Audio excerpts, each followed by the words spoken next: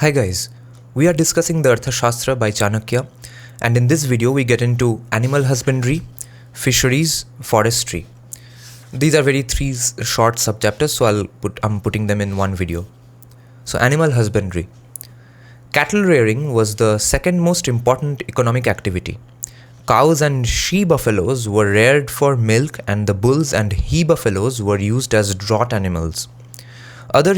Other useful domesticated animals mentioned in the text are sheep, goats, horses, donkeys, camels, and pigs.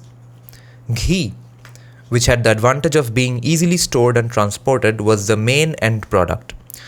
Cheese was supplied to the army, buttermilk fed to dogs and pigs, and whey, that's the whey we drink as protein these days, whey mixed with oil cake used as animal feed. Wool was obtained from sheep and goats. Animal byproducts were hides and skins, hooves, horns, etc. Crown herds, the herds belonging to the king or queen, were the responsibility of the chief superintendent, who either employed cowherds, milkers, etc. on wages, or gave some herds to a contractor. Private herds could also be entrusted to the state for protection on payment. Private owners of animals paid a sales tax of a quarter pern for every animal sold.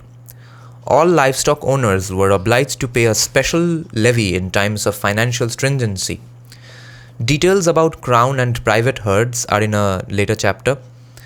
For the specialized nomenclature of male, female, and young cattle, see Appendix 3, and for rations for animals.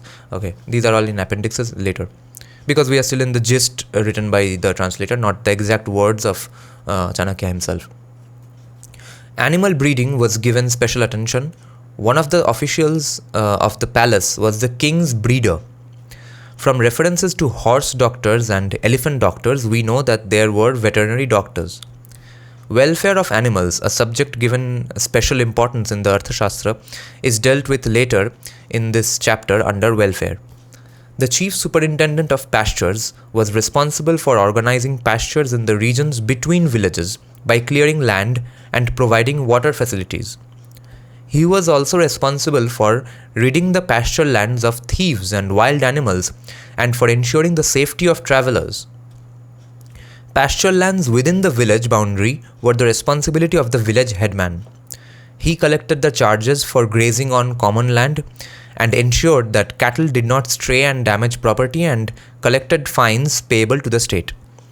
Horses and elephants, essential for war, are dealt with in this translation in part 11. Now, forestry. Among the different kinds of forests mentioned above under land use, two were important to the economy. Those producing useful material like hardwoods, bamboo, creepers, and medicinal plants, and those maintained exclusively for elephants. Forest produce is classified as a separate commodity group with its own storehouse under the control of the chief superintendent of the treasury. Factories were set up in the forests for producing useful articles by the superintendent of productive forests and the chief ordnance officer.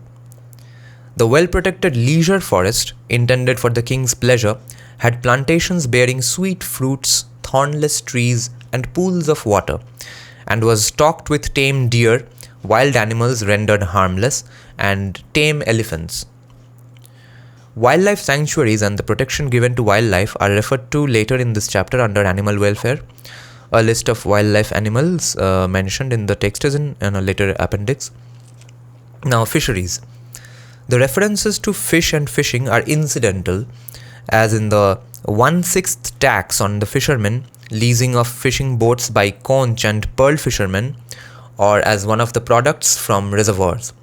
Kautilya, who provides long lists of agricultural commodities under forest produce, does not give a similar list for fishing, indicating that fish did not constitute a significant part of the diet.